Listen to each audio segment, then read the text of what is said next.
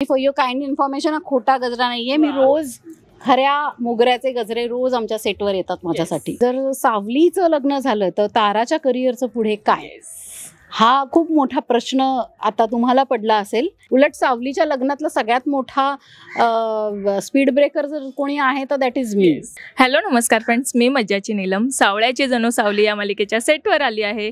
आणि सगळ्यांनाच माहिती आहे की या मालिकेत सध्या लग्नाचा ट्रॅक सुरू आहे आणि मी गप्पा मारणार आहे भैरवीशी, म्हणजे मेघाताईशी. कशी आहे? हाय, मी मस्त. तू कशी आहेस? एकदम छान, खूप सुंदर दिसते. काय लुक बद्दल सांगशील? काहीतरी वेगळेपणा ठेवलाय भैरवीने या लग्नात? हो, भैरवीने यावेळेस वेगळेपणा हा ठेवलाय की भैरवी दरवेळेस भरपूर सोन्याचे वगैरे किंवा मोत्यांचे नेकलेसेस आणि असं घालत असते.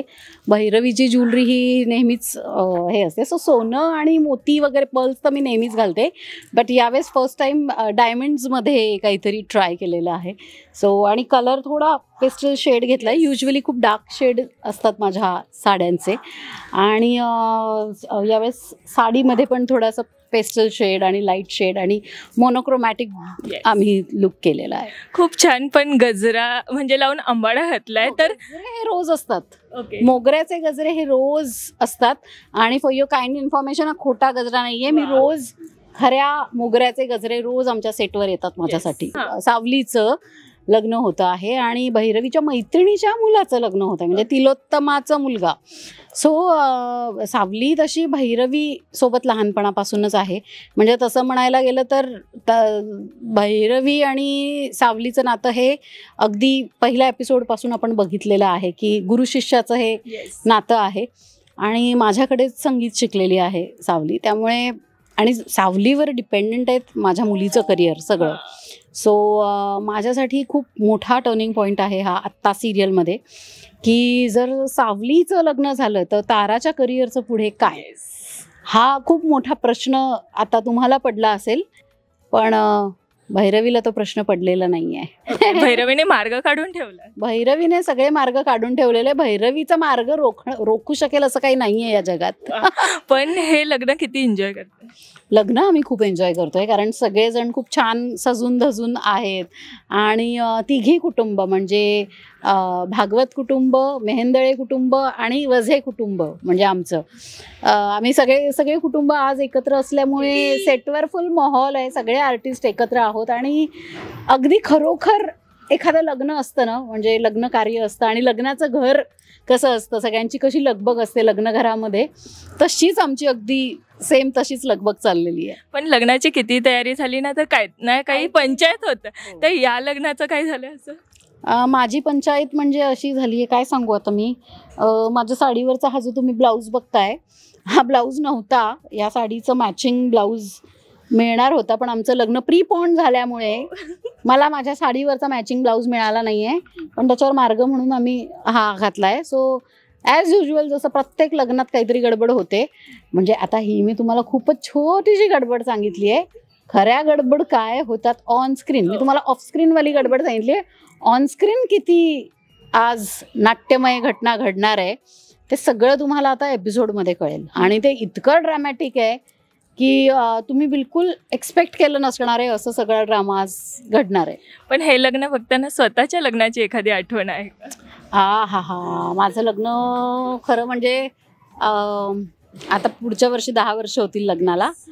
पण मला प्रत्येक लग्न बघताना ॲक्च्युली जेव्हा नवरी दिसते तेव्हा स्वतःच्या लग्नाची आठवण ही येतेच, ऑफकोर्स येते. आणि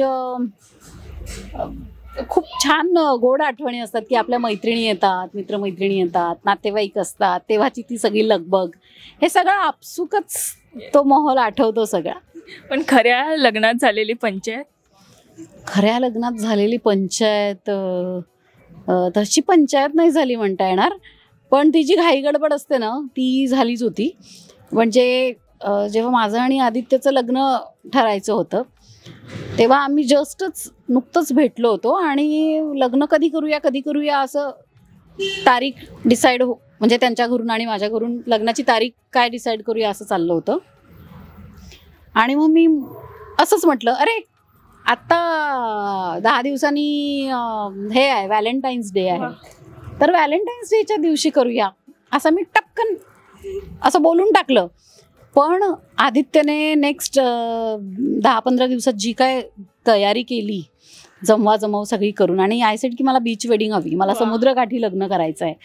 सो मी अगदी सहज बोलून गेले, फरमाईश केली, आणि आदित्यने सगळं नेक्स्ट 10-12 दिवसात सगळं अरेंज केलं, आणि it was a proper beach wedding. वा, खूप छान.